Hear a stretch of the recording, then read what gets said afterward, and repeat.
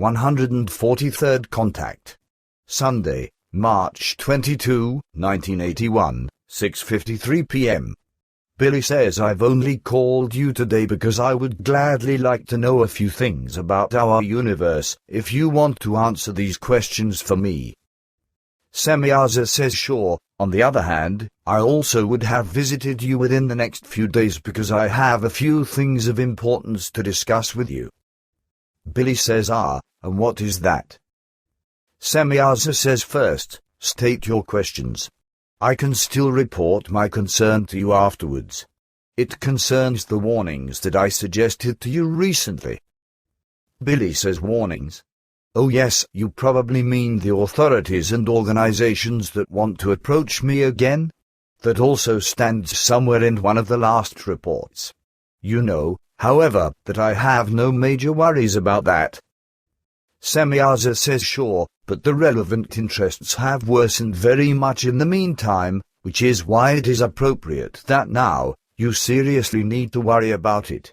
The members of your group are also involved in this, but about that, I will report to you afterwards. What questions do you have? Billy says this is simple, actually. The first question is this: what is the diameter of the entire creation? Semyaza says this had to come at some point, and you can save the remaining questions because I will certainly explain them to you in the answer of your question. Billy says as you wish. I'm listening. Semyaza says to answer your question, I must be somewhat detailed. The universe is divided into 7 units, that is rings or belts that entirely together form the whole universe, and all of these rings are rotating against each other and have different diameters and an ovoid shape. These 7 rings, which we call belts, are the following: 1. Central core, 2. Your core belt, 3. Your space belt, 4. Solid state matter universe belt, 5. Transformation belt, 6. Creation belt, and 7. Displacement belt, and we also call the creation belt the creation matter belt or the expansion belt, and the displacement belt, the last and extreme, embodies, according to your sense, a bumper belt.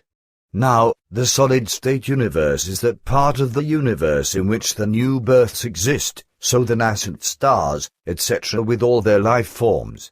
This real solid-state universe is calculated from the end of the creation your core's outer wall up to the beginning of the outer wall of the transformation belt, which exhibits a half-E diameter of 7,869 octillion light-years and is, thus, the next largest belt after the creation belt. In addition, the outer wall of the transformation belt is where this belt collides with the inner wall of the real creation belt, also known as the expansion belt or creation matter belt. So this is that space which embodies the solid-state universe and is so called because in these 3 areas, the coarse material becomes existent and is existent, and the coarse material becomes existent in the transformation belt only by a transformation from remains of the penetrating creation belt, which are converted into coarse material from immaterial energy. This is the real solid-state universe, which consists of the transformation belt, the universe belt, and the your space belt. In addition, the transformation belt exhibits such a gigantic mass and is the next largest belt to the creation belt because it is responsible for ensuring that in the space created by the expansion belt, the transformation of fine material energies into coarse material takes place, and at the same time, time itself appears and becomes existent. Already in this transformation belt, time begins to run into the past, from which aging originates. This means that in this transformation belt, chronons begin to exist, then are aging and becoming tachyons and are representing the past. By the way, tachyons may be proven by the terrestrial scientists in a short time. At the same time, the speed also decreases from the transformation belt in an irregular manner but in a certain half-life. The irregular decrease in speed, which amounts to 147 times the speed of light in its starting point and expansion point, comes about through mutually self-influencing and different time streams that have already changed in their speed. In the interior center of the universe is the real your core, which grows with each fallback of the creation, so of the whole universe, doubling itself in size. Thus, the your core will be twice as large with the next fallback as it is today.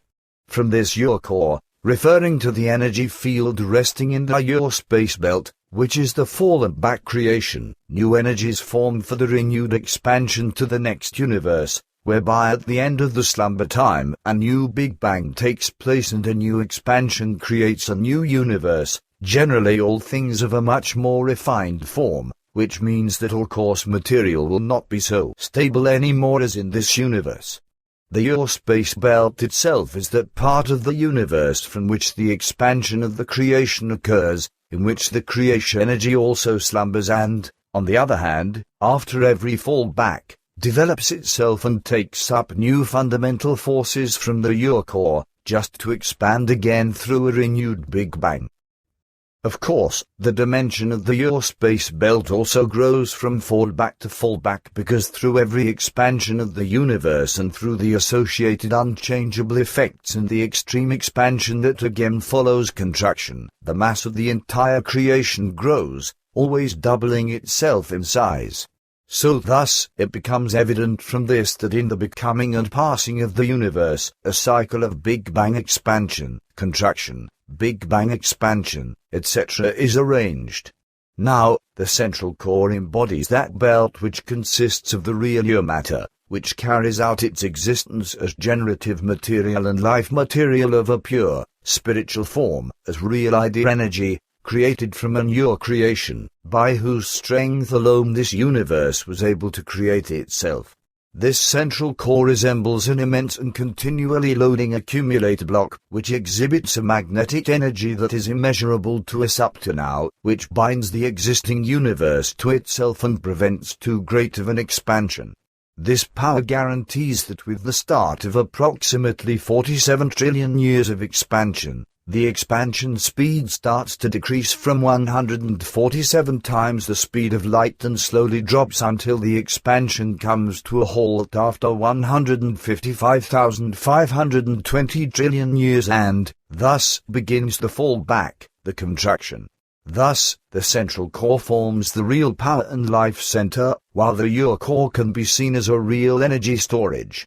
But this central core, the your core and the your space, are only an infinitesimally small fraction of the size of the whole universe.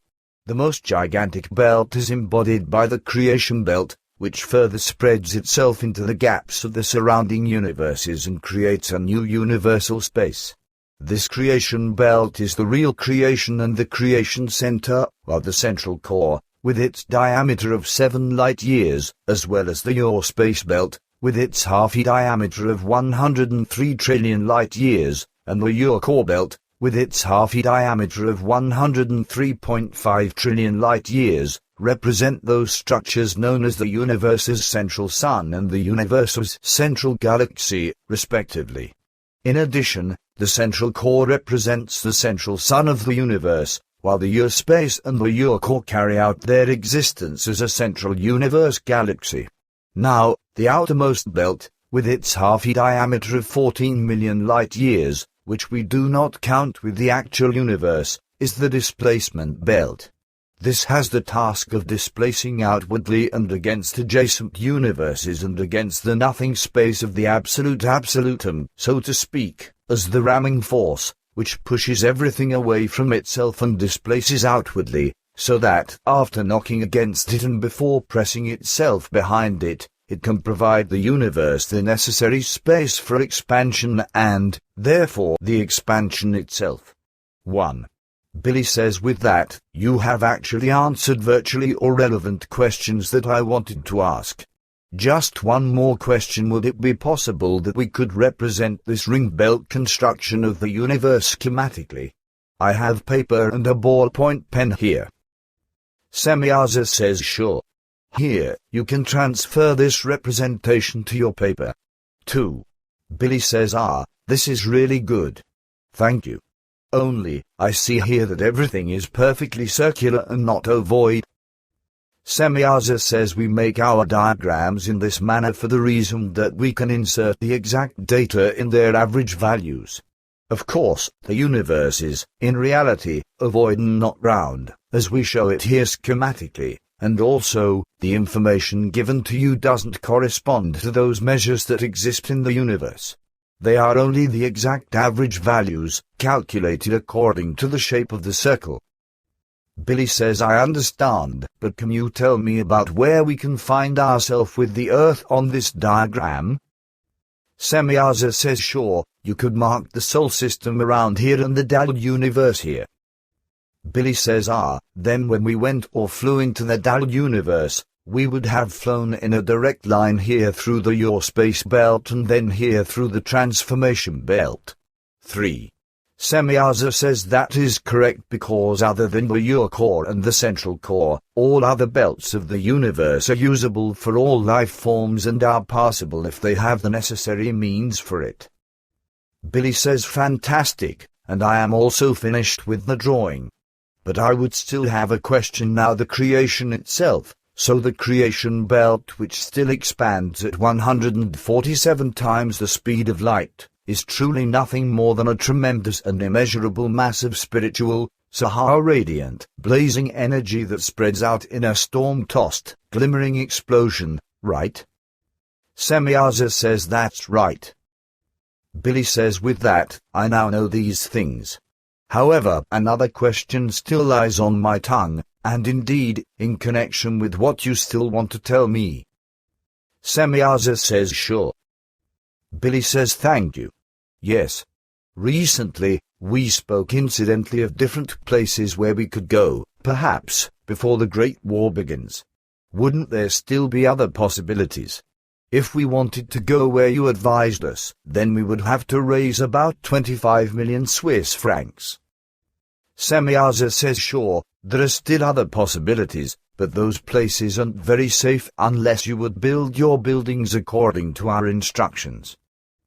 Billy says, but, nevertheless, this could be done.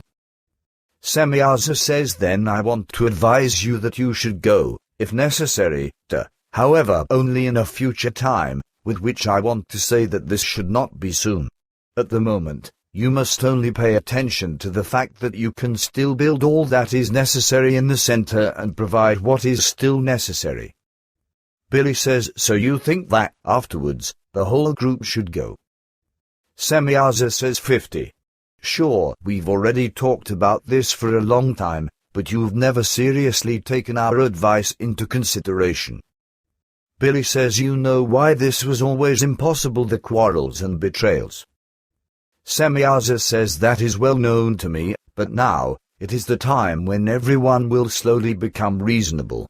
On your part, you should primarily be mindful to act as fast as possible according to what you have already known for many years, that you will find the basic beginning of your mission in this country, but that you will then possibly have to carry out your mission, unperturbed, also outside. Recently, I also spoke of the fact that already, the official powers try to destroy you and the entire mission, but in addition to this, organizations have also been established, which serve solely for the purpose of destroying the mission and you and to make it impossible. Manuel already explained in his time that you will be pursued in your homeland and that the whole world will be against you.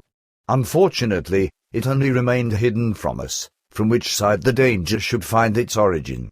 The peculiarity of the Earth people, that they are able to speak other than what they truly think, has made it impossible for us. Otherwise, we could have prevented wolves coming along in sheepskins to your confidants, who then shamefully betrayed you. Now, unfortunately, time has progressed, and I have to get back. The answering of questions for you has taken up more time than I expected, so I will discuss these matters with you in even more detail at our next meeting. I hope that it will be very soon and in connection with your work that is to be done regarding the filming and photographing. Now, unfortunately, I must say to you, until we meet again, because I really have to go. Farewell, and be very careful because many evil forces have, in the meantime, been directed against you. Until we meet again. Billy says goodbye, and very dear thanks. Greet the others, and give them my thanks. Goodbye. Semyaza says thank you until we meet again. The end.